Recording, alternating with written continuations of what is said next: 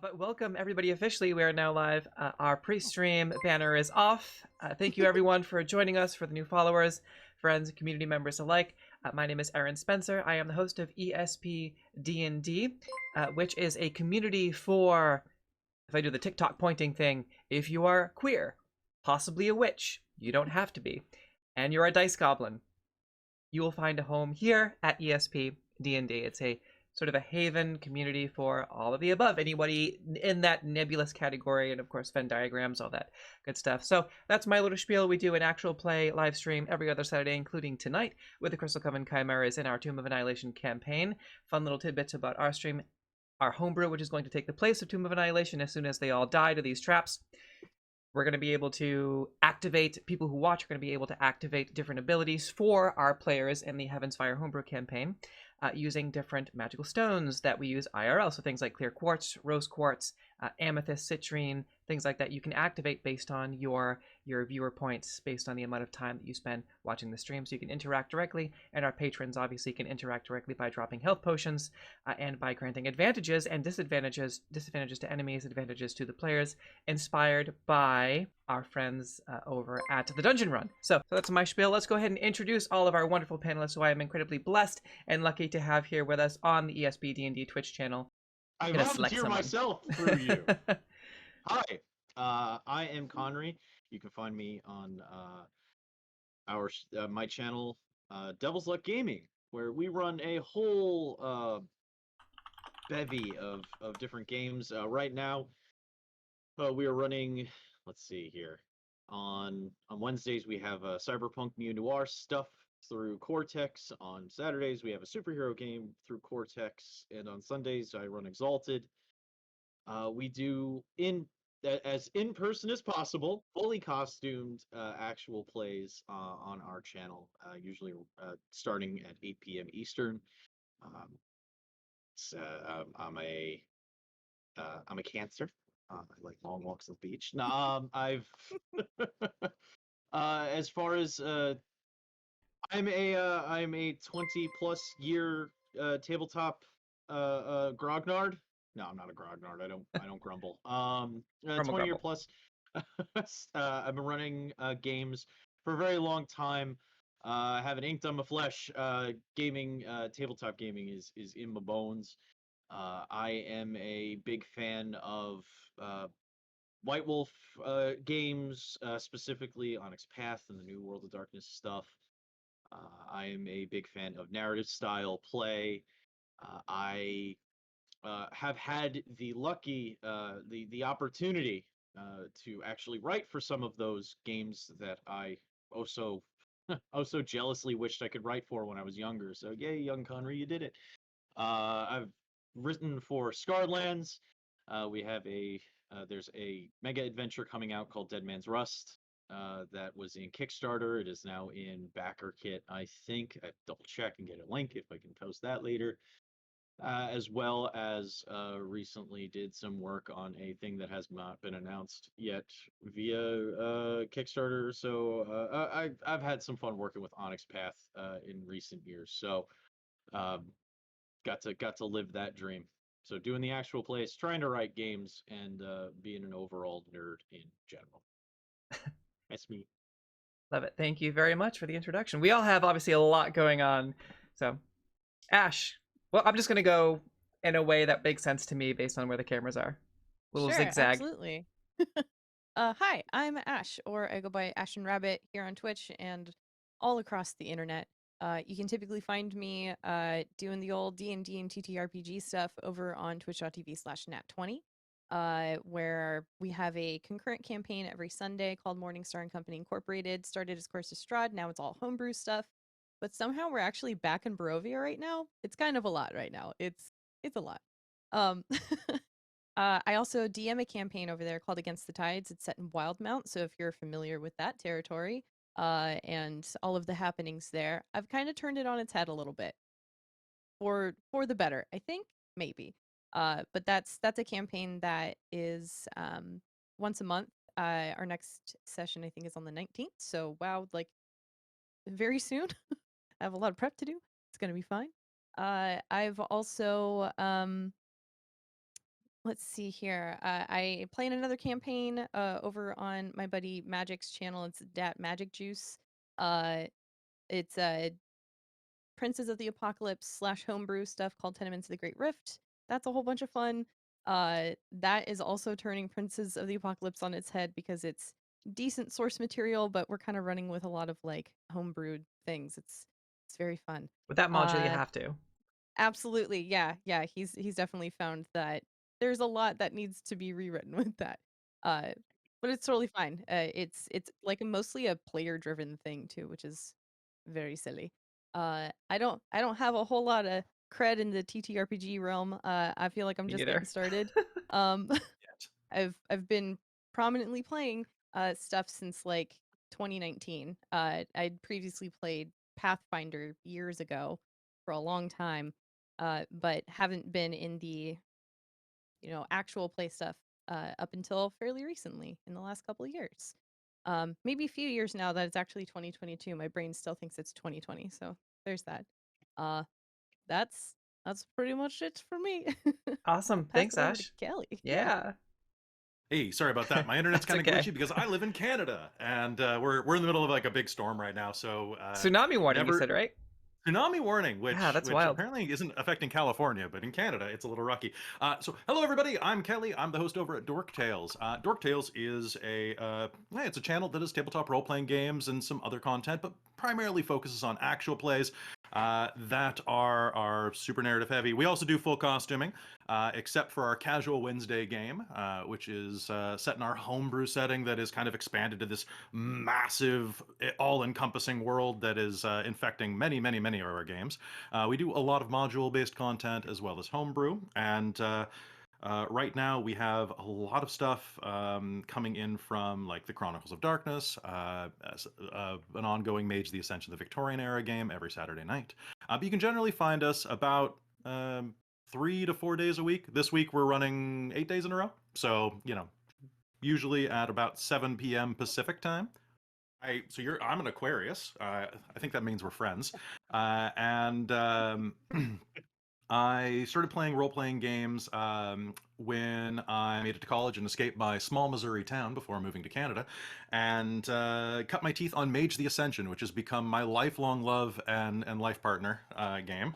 And I'm really excited to sneakily introduce it to all of these D&D players that watch my channel and try to get them into games like Mage and other games that are just really reflective of like the entire human experience. I love it. It's super pretentious. You just gotta slowly pull them in. They'll never know. Yeah. But I'm a huge fan of any game that makes me cry, and I love tricking people into feeling things. That's my goal. Besides that, I'm a writer. You can find some of my stuff on Storyteller's Vault or DriveThruRPG. And besides that, I'm really excited to be here because y'all are wonderful. Excited to have you joining us. And we have a lot of stuff on the agenda, but I think that's actually a really good segue. I'm really curious now to go around the table and ask everyone what their favorite as in what has worked best for you. What do you think has drawn the most amount of people in to your streams, to your actual play, as far as not specifically a game, but more of a system and or a game kind of combined together. But in your experience, what has had the most catch? What has been your most popular, not necessarily your personal favorite, but what's something possibly unexpectedly that has just taken off as far as things that both your players and our audiences really just tend to latch onto and enjoy, as far as systems and or games? Could be any combination of those two. If I can go first, Dungeons and Dragons modules. We started running Rime of the Frost Maiden the day it released. Like I grabbed the book and we had a session 0 that night, and we've done the same with Wild Beyond the Witchlight, and that has just been incredible. Being like the top result anytime someone searches the module on YouTube is huge.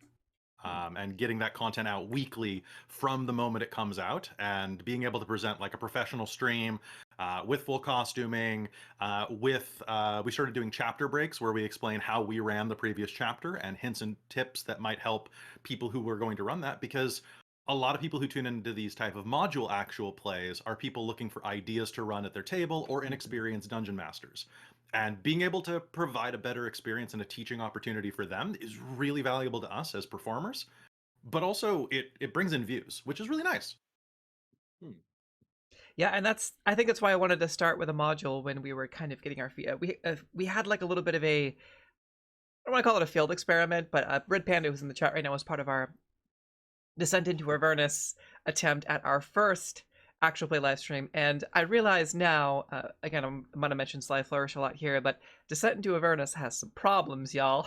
It's got some serious problems, both for motivation, for drawing people in, for other people caring about it. And I realized in retrospect that people just, it's kind of a flop of a module, and it's broken, and people have tried to fix it. XP to level 3 did a video on it, and if your module Wizards gets to the XP to level 3 parody take, you know that it's kind of like a it needs some work. But for everything else, yeah, no, I loved finding Tomb of Annihilation and finding that niche, finding our community with our Tomb of Annihilation players, and our viewership since we have been going through Omu, and the Tomb itself has gone way up, because that's the stuff that people want to see. That's the stuff people want ideas for, is, you know, the Tomb. That's like the whole catch of it.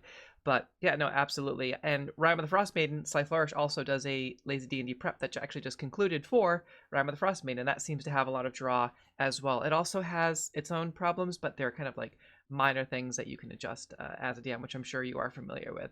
But yeah, 100%. Modules are probably the way to go if you're watching this and you're someone that's just starting out, or you're looking to break into the actual play live stream community. Sounds like modules is the way to go. I did it. Kelly did it. Conri or Ash, whoever wants to go. Curse's Strahd, or rather the ascension from that into homebrew, was the first thing that we brought over to NatTwenty. It was all previously streamed on our founder's channel before establishing NatTwenty. So it being kind of our flagship campaign helped bring people in. But we found that people still wanted to cling on to, you know, the kind of hardships and the difficulties found within that specific module, even just the darker tones. So that, as well as a whole other campaign based on the Monster of the Week platform. That, I think that was a huge draw for us, mostly because we actually had it running on 2 different channels as 2 separate sister campaigns. It was called Roundhouse. There were 2 separate like go teams trying to help solve mysteries in the same world at the same time, trying to stop the apocalypse. And then for the last 2 sessions, we came together with all like 9 people. It was a lot, but it was a lot of fun. So that was probably one of the biggest drivers for our channel. Now, recognizing that people still wanna cry and be hurt cathartically, we're bringing Curse of Strahd back, but in all of the extremes. There's a new campaign that DMF Saint, our founder, is going to be running. He's already run a few of the preludes, trying to get them to Barovia. But if you're even remotely familiar with how Curse of Strahd runs, it's very much the same as most other D&D modules, where it's like, you know, go and do escort missions and figure things out and solve mysteries. But this is, they don't get long rests. They don't get to replenish their spell slots. There's a lot. It's difficult. Things will try and kill them. They will very likely, they may have to cycle through characters because they will just die. Yeah. And there is no saving them. So that's going to be a fun thing that we're bringing to the channel. We're also bringing a new DM onto the channel as well, who's going to be doing a Demi-Planes of Dread campaign, who just wrapped up his own Curse of Strahd thing. So they're we're just trying to rope in all of the kind of darker horror tones. But I think those in particular have been the most successful for us. Go Yeah. ahead, Conri. And just real quick, and Curse of Strahd has been almost unanimously discussed on across both our YouTube content creator partners, from other D&D actual play channels and communities. It's kind of widely recognized as potentially the best D&D 5e module, hands down. And to do a 2.0 revamp of that also sounds incredible. And sidebar, every single person that has played another system other than D&D whenever I say, where should I start if I want to expand, I'd say 90% of every people I've ever asked have said Monster of the Week. It's Like, you so need to play good. Monster of the Week. It's It's fantastic. so good. It's almost entirely character driven as well, which Mhm. is just it's so liberating to be like, oh, so we arrive here. I'm just gonna, pick up a motorcycle and chuck it at this guy because I'm extremely strong and can Yeah. do that.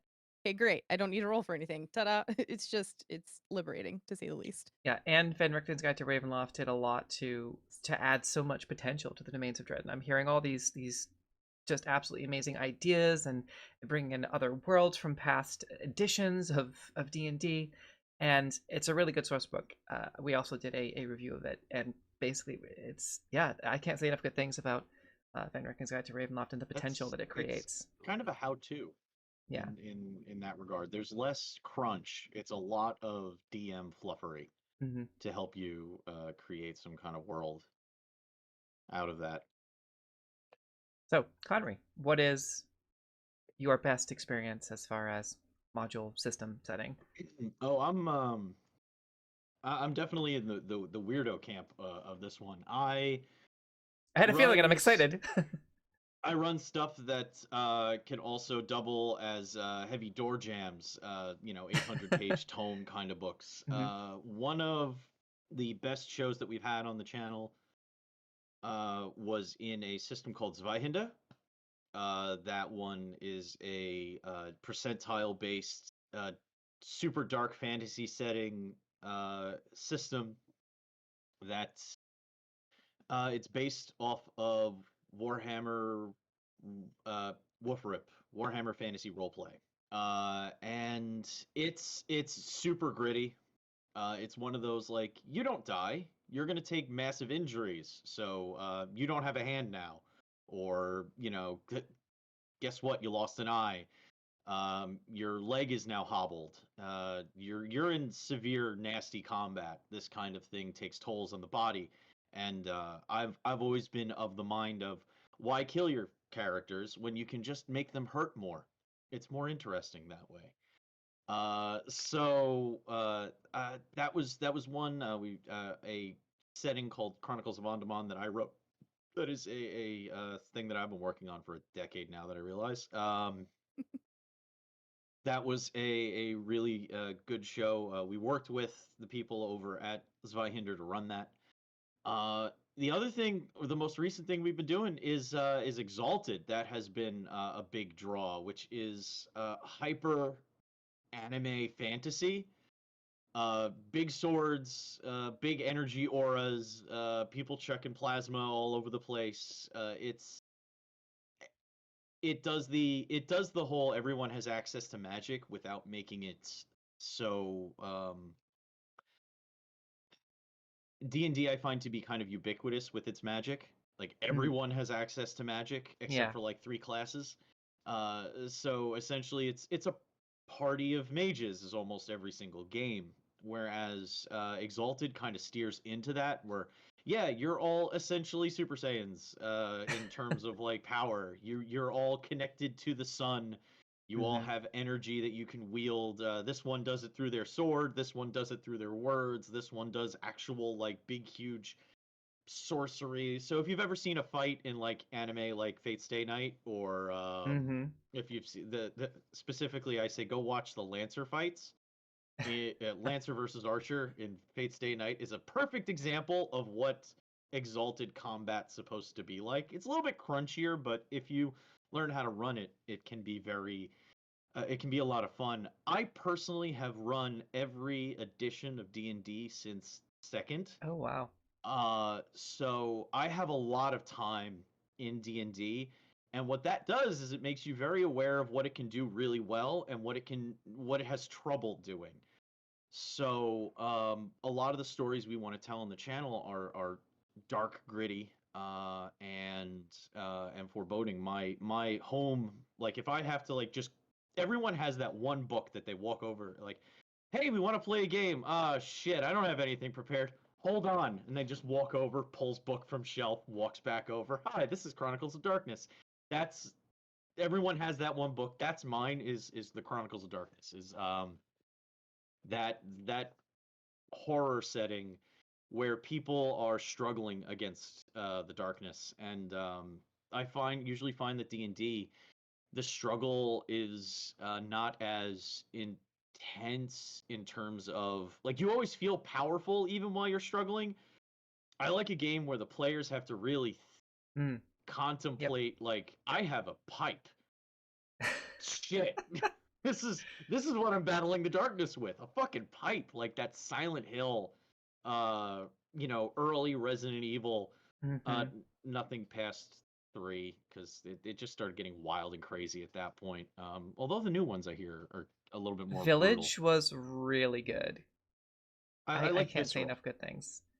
I gotta say, I like visceral. Yeah. So, what we run on the channel tends to stray away from D&D, although our longest running show was a Scarred Lands campaign of my own devise, Pirates of Bloodwater, which was based on Yes. the wonderful Disney show Pirates of Darkwater. Nobody knows that show. Hold on. Okay. Did we just become best friends? Pomegranates. Yes! One of our main characters was a monkey bird. Oh my Holy god. crap. Whoa. Okay. How did I not know this about you guys? Nostalgia. It's we have an entire like 60 episode VOD on our channel and on our YouTube of Pirates of Bloodwater is the name of the show. Oh, it's incredible. I just got so excited. Okay, so Scarred Lands has this entire ocean that is tainted by the ever bleeding heart of a vengeful titan that is locked down at the bottom of that sea Oh, that's in like awesome. a Marianas Trench kind of situation. Yep. It's very Greek. Gods defeated the Titans, chained them to different places, scattered them, like, because you can't destroy a Titan. You have to do something to it. So one of those Titans had its heart ripped open, and it was chained to the top of a mountain and then thrown into the deepest ocean. That ocean is 300 years later just completely suffused with the blood of that angry Titan. So it's an angry ocean with blood that literally tries to eat you. Big Neon like, Genesis Evangelion vibes there, especially from the newer stuff with the ocean running red with blood. And super big weeb here. I have the nerve tattoo on my leg, but that sounds incredible. I'm gonna have to go watch every single episode of that VOD because Pirates of Darkwater was one of my favorite shows growing up. And I had the little book. I went down to the Scholastic Book Fair and I got the Pirates of Darkwater, the color, like the sort of 10, 11 page color book, and that went quick. They had like 5 of them. They all sold out within 30 seconds. And I was like, I got it. And then I never had the toys, but I went on eBay and you can get the ship for like $160 or something like that, which is not bad compared to some of the other things like the old school Hero Quest before they remade it, which was running for like $1,000 or something like that. But I'm gonna have to watch the VODs and plug for DLG. Yeah, if you're an aging millennial, you might find you might find that very Geriatric appealing. millennials now, and I hate it. Oh, Yeah, that's awesome.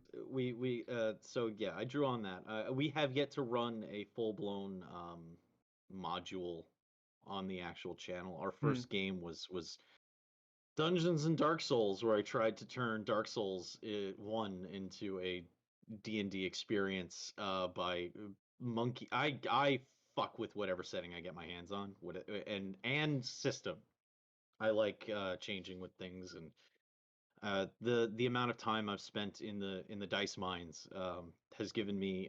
I have a passion for the mechanics of gaming, so messing with the dice, messing with systems, really draws me in that regard. So yeah, we've yet to do really a module, and D&D is not really a feature on the channel. Although we are straying back here and there occasionally. You bet your ass when my when the mega adventure from Scarred Lands drops that I got to write for, we're probably going to be running that one.